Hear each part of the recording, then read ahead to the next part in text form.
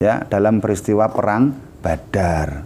Ya, karir jihadnya Rasulullah yang pertama kali ketika usia beliau 55 atau 54 tahun itu. Ya, yang harusnya orang itu pensiun, tapi usia 54, usia 55, yang harusnya enak-enaknya ngomong cucu, baca koran di pagi hari, minum kopi di kursi goyang, Rasulullah Shallallahu Alaihi Wasallam terjun dalam medan jihad. Ya, ya. Kalau dalam materi tarbiyatul jismiyah itu, yang mentarbiyah fisiknya Rasul itu adalah Allah Subhanahu wa taala langsung. Ya, mulai dari beliau kecil, beliau dititipkan di Bani Sa'diyah, ibu yang menyusui beliau itu medannya itu terjal. Ya, perbukitan, naik dan turun. Jadi ketika usia beliau balita itu sudah ngapal kakinya itu. Sudah kuat ya fisiknya itu karena medannya naik dan turun.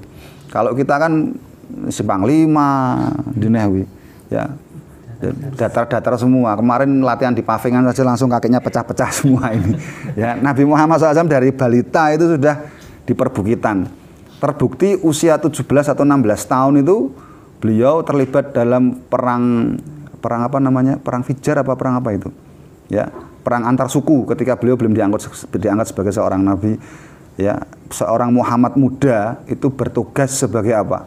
Bukan sebagai laskar, bukan sebagai muqatil, tapi beliau bertugas sebagai seseorang yang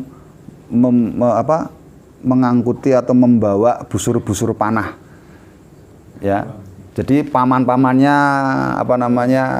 prajurit ya, panahnya sampai sana.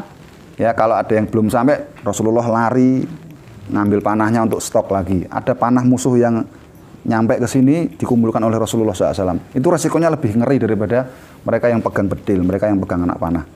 Harus mempunyai stamina dan fisik yang luar biasa itu. Maka tidak heran ketika Nabi Muhammad SAW itu usia 50-an tahun itu masih berjihad. Ya. Maka saya tantang di sini para sahabat ini, ayo kita lari, mugas. 7 putaran aja wis. Ya, be aku wis yo. Ya. Rasulullah itu ditarbiyah sejak balita. Ya, fisiknya itu loh. Ya, maka antum yang masih kuat, masih muda, dengkulnya masih murni, masih polos ini.